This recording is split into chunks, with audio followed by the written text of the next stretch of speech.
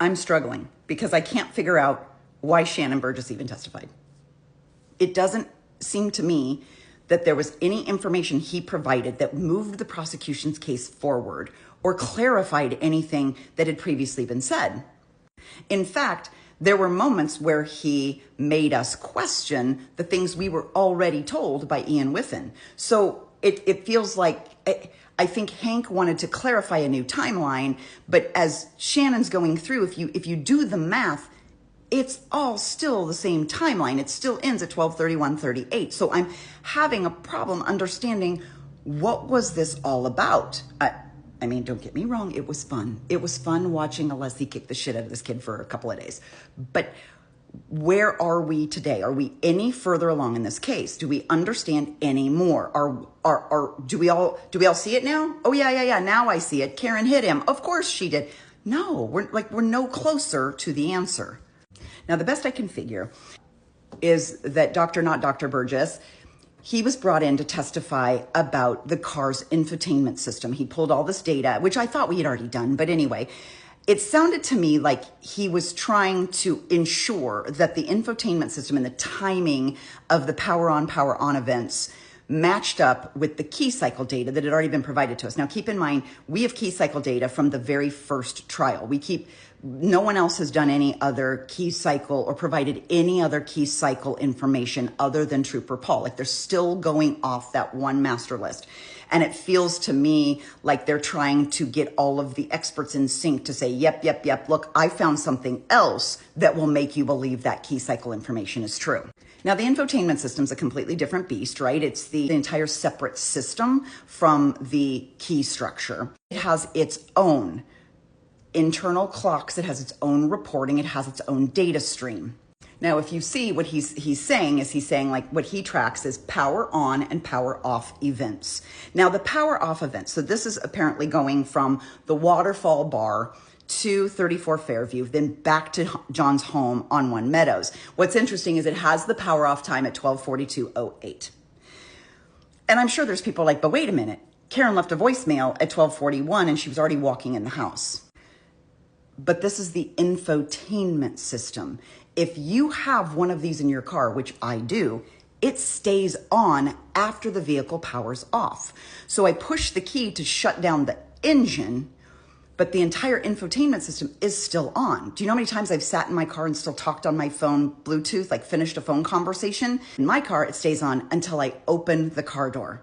Then what happens is the music and the video screen go out, but the lighting system stays on. So I've got dome lights, I've got runner lights, it all stays on. Safety feature to leave the lights on if you're walking in somewhere. So I can understand how the infotainment system would show a shutdown at a later time than either the key cycle data or the engine shut off would be. That makes sense to me. I don't know if the purpose of this was some sort of gotcha, like the Apple phone voicemail time must be wrong. We don't know what the fuck they're trying to do. This makes no sense to me. What this tells me is, yes, the infotainment system stays on. It's powered on past the time the key cycle ends. I can attest to that. It happens in my own car. And what is with these slides? You know, the Commonwealth paid thousands and thousands of dollars for Aperture to consult with them, process the data, and then make a presentation and then show up as witnesses. And this is the quality they got. This looks like Shannon slapped it together that morning as he was having a bad breakfast at the Holiday Inn Express. This is a joke. This is a joke. There's like 5 words. The Aperture logo isn't even on this anywhere. This feels like this is just something homemade that he threw in at the last minute, which explains why the entire time frame is wrong. He's off by 24 hours. He sits there and tells Alessi dead to his face, yep, down to the second, I'm accurate, you can trust me. Except you got the wrong fucking day, pal, right? You put the wrong dates on here. If I were a hired consultant who was gonna go into court and testify in a murder trial that will potentially send a woman to jail for the rest of her life, I would at least take the time to zhuzh up the slides a little bit. This is a fucking joke. I understand.